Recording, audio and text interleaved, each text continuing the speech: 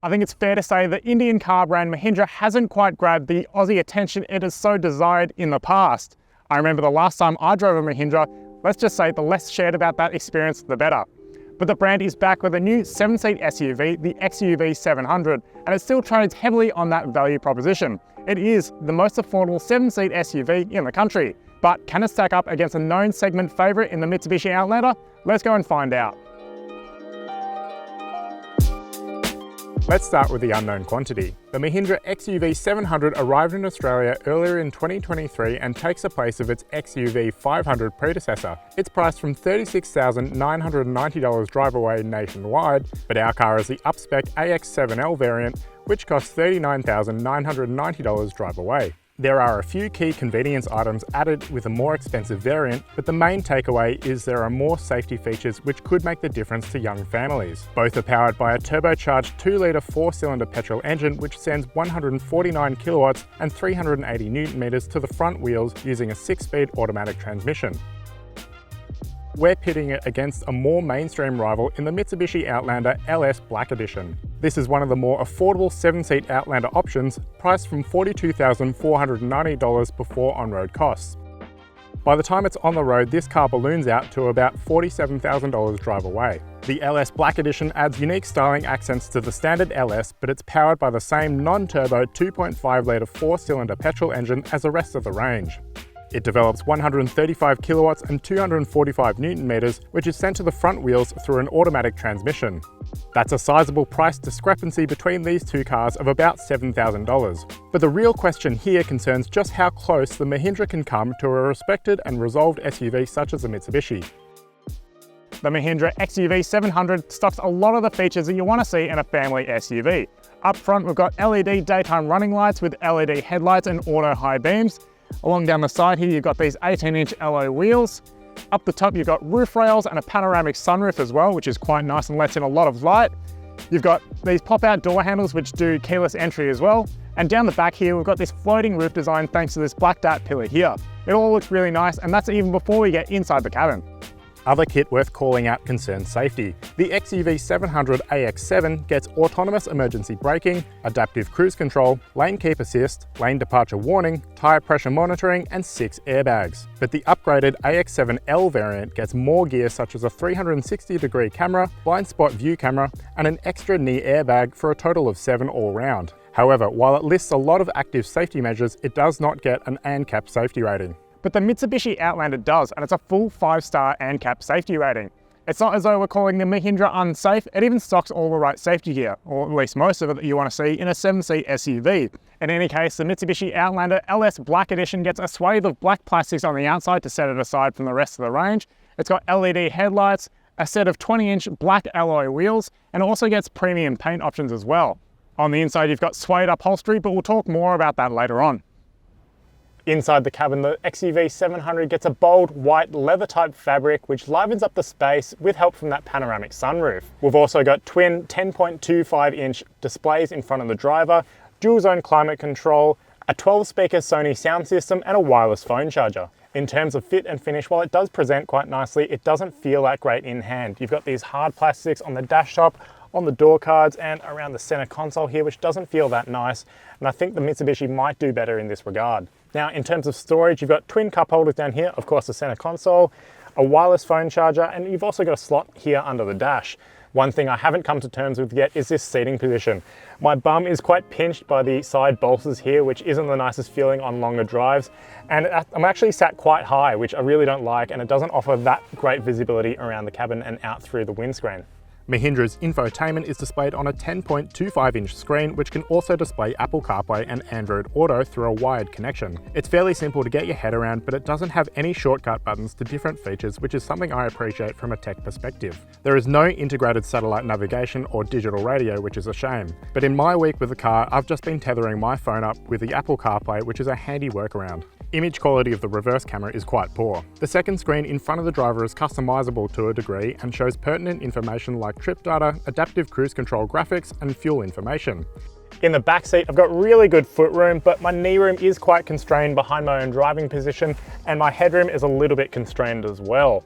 It doesn't slide like you'd expect the second row in a medium SUV to, which is a bit of a shame, but it does have a reclining backrest. Now, in terms of amenity, you've got rear air vents here, a single USB-C port, map pockets. You've got a little lever here where you can put this seat forward and backwards, and you also have this fold down center armrest with a set of 2 cup holders. Now it's time to get in the back. Let's get all 6'4" of me inside the third row. Annoyingly, this door doesn't open quite as wide as you want it to, but you do have this lever here which simply folds the seat forward, which is quite simple. In the back here, pulling this seat back upright again. Hello again. Now, obviously I don't have that much headroom and my knees are quite constrained as well, but in the third row, this would be all right for small kids to and from school and that sort of thing. In terms of amenity, in the back row, you've got air vents, you've actually got air controls as well as 2 cup holders. Once the rear tailgate's open, you might have to mind your head if you're tall like me. Mahindra doesn't offer an official capacity in litres for its boot size, but it does seem like a decent enough space. The only thing that I'm finding quite annoying is it does have these gaps between each and every row, which you could lose some boot items through when you're stowing them in the back here. The car does have a space saver spare, which is mounted underneath the boot on the outside. Now, let's go check out the Mitsubishi.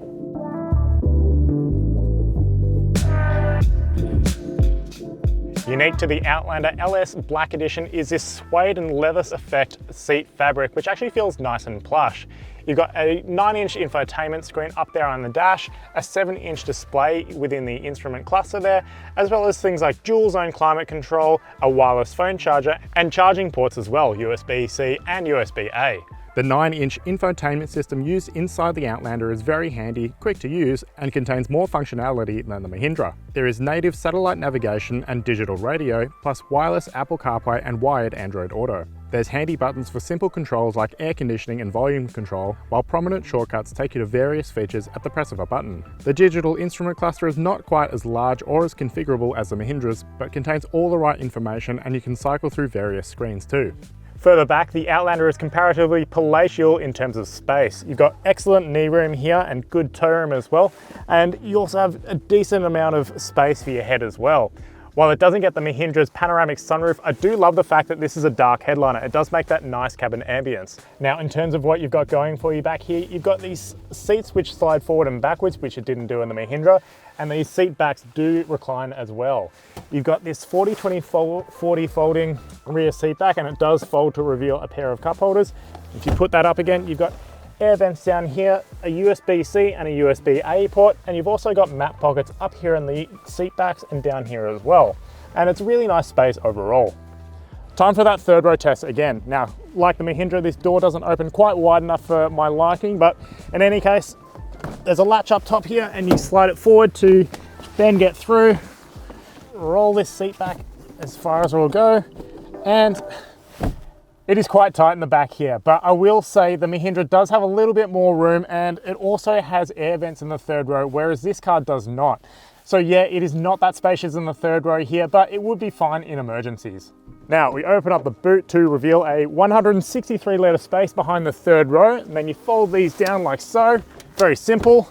Now you've got a 479 litre space, and there are these handy latches to fold the second row forward. Now you've got a 1461 litre space overall. So here we are behind the wheel of the Mahindra XUV700, and you'll note both variants in the range, the AX7 and AX7L, which we're in, they both use a 2-litre turbocharged petrol engine.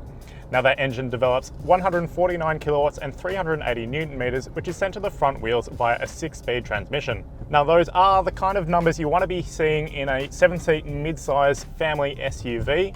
And while it does have a good amount of mid-range torque shove when you're getting on the accelerator in traffic, it actually does run out of a bit of puff when you're getting high up in the rev range. This car definitely does its best work when it's at low speeds and you're setting off from a set of traffic lights. You can feel a little bit of vibration coming through from the front firewall there, and it does sort of make its way through to the cabin, but it's actually not a particularly noisy engine, which is a nice bit of refinement at this lower end of the buying spectrum. Even the gearbox is pretty well behaved. The Aisin Source 6-speed torque converter automatic transmission doesn't exhibit that much indecision, and it sort of just picks the right gear at any given moment. And neither did it exhibit any sort of hesitations at low speed, which is really nice in this kind of entry-level model here.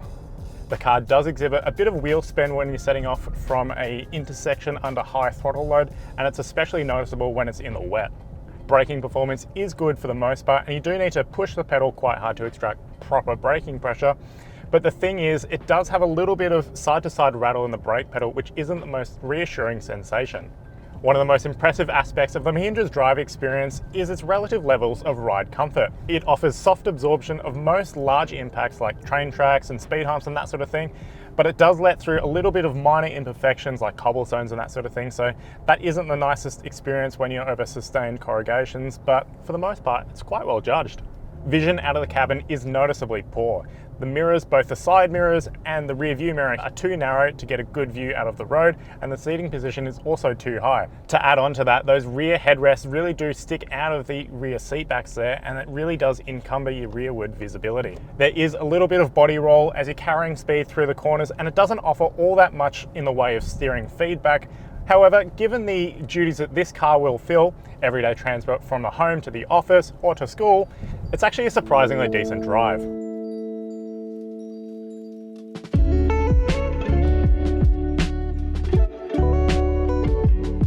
Where the Mahindra operates with a turbocharged engine, the Mitsubishi makes do with a tried and tested 2.5 litre non-turbocharged 4-cylinder engine which develops 135 kilowatts and 245 newton meters of torque. Now, the engine does come mated to that continuously variable transmission, which can typically exhibit a little bit of noisiness and that elastic feeling, but in the Mitsubishi it's quite well refined.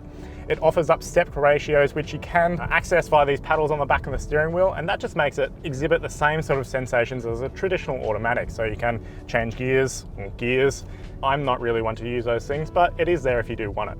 It also rides quite well in suburbia, ironing out all those sort of little imperfections like train tracks and cobblestones and that sort of thing. It's actually quite a nice refined ride quality. It's also quite insulated from road and wind noise as well, much better than the Mahindra in those stakes. Dynamically, the Mitsubishi Outlander holds its own and feels quite planted despite its size. It's certainly not a front runner in terms of the driving stakes, but it does feel a little bit more confidence inspiring when you're threading it through a set of corners when compared to the Mahindra. Vision out of the cabin is quite decent, much better than Mahindra as well. You've got good vision out of the side mirrors, and you do have a clear vision out through the back for that rearward visibility. Mitsubishi claims this car will do 7.7 litres per 100 kilometres on a combined fuel cycle, and we're doing roughly around that number, which is what you want to see for a medium-sized 7-seat SUV. The steering does offer up a little bit more feel and weight to it, which is what I want to see in a medium SUV, despite it not being a sports car by any means, but it is a nice reassuring feel to it and sort of does make it a bit of a fun drive when you're driving around town. We've examined around the outside, had a poke through the interiors and driven both of them, so let's go park up and sum up these two medium-sized SUVs. In the battle of the budget-oriented family SUVs, the Mahindra stakes its claim, but it's not enough to topple the Mitsubishi Outlander, which we've consistently rated well here at Drive. The Mitsubishi fares better when it comes to cabin materials and comfort, while it's also the more adaptable car in terms of space as well. While it might not stock the same power outputs as its Indian adversary, it is a far more affordable car in terms of fuel use. This isn't a write-off of the Mahindra. In fact, it performs quite well considering the low price tag that you'll pay. However, we do think it's worth putting your money behind a more polished product in the Mitsubishi, even though you'll pay more money.